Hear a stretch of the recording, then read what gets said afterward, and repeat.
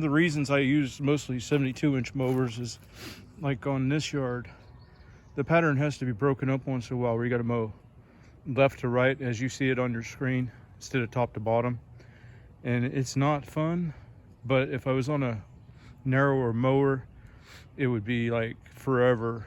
So as I go back and forth, I'm covering 72 inches. Well, not exactly, because the taller your cut, the narrower your deck.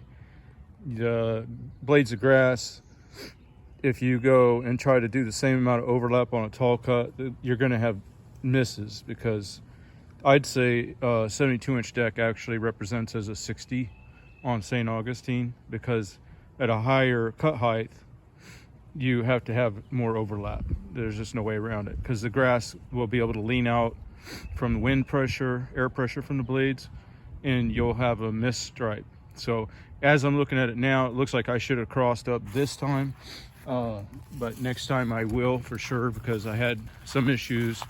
You can see it better with the polarized glasses on. So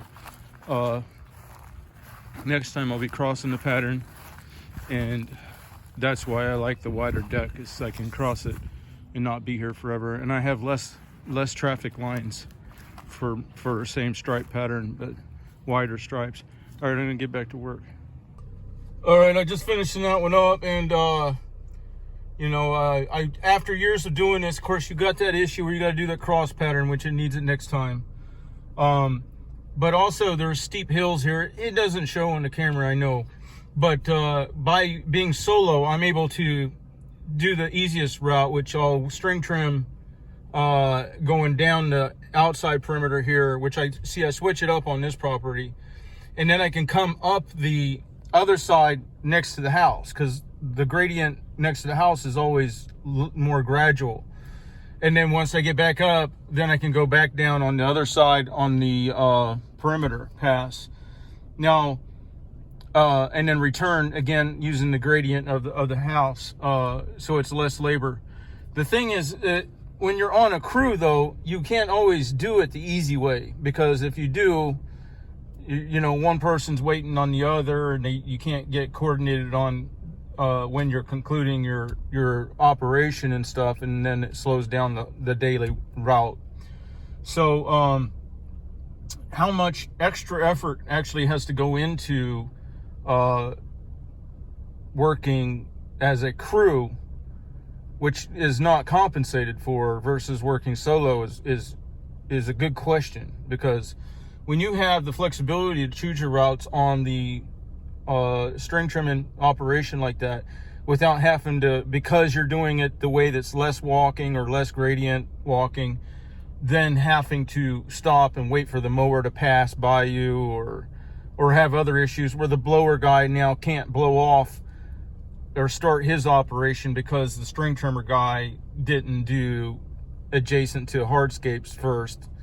So in other words, somebody has to pay the price for somebody else to have the easy part, or to make their job easier.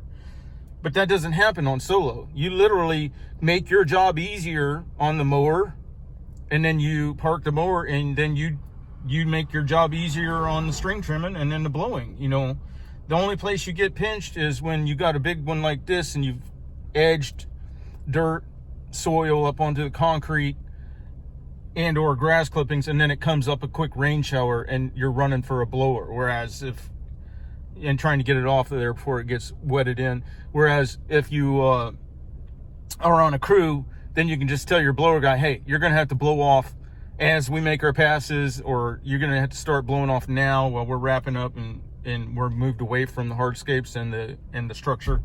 You know, so that's the only issue. And then another thing is, if you've got sets where you've got this yard, all the way down the street, dude, then yeah, crews are the only way to go. Because what happens is the guy with the blower just keeps the blower on, and he goes from yard to yard to yard to yard, instead of doing this yard, putting the blower away, moving the truck forward, you know, or leaving the truck where it is. And you know, the efficiency, if you've got sets, big sets, yeah, you do need a crew.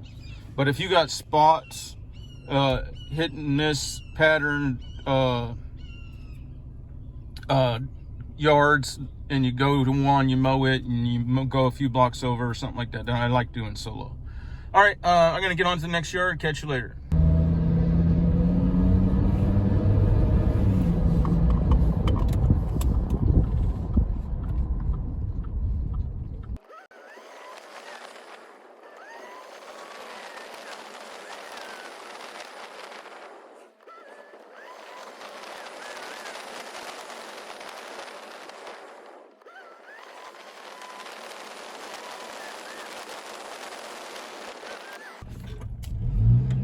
All right, I think I just finished for the day.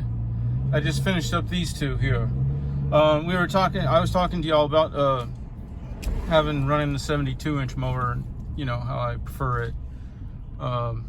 There is a couple places actually where it's a little difficult. I'll show you. Between these two buildings, there's a little valley, and if you're not real careful, now I figured out how to do it with the 72. If you're not real careful though, you can leave not scalp lines, but artifact lines, like where you can notice the passes by blade height, grass height. So, but I figured a way to get through there and to make it look cut. And it just comes down to the dimensions between those, and figuring out how to make that deck fit through there and conform to the terrain without leaving artifact lines. But all in all, the 72 pays off a lot in my opinion, because like when you're doing backwards passes to, like on this where I'm trying to directionally blow out the debris, leaves and stuff, so I'm going forward and back and blowing always to the one side, to the naturescape. Then the 72 makes a big difference, because if you only catch half a pass, you still covering a little bit of area. So all right, catch you later. You have a good day.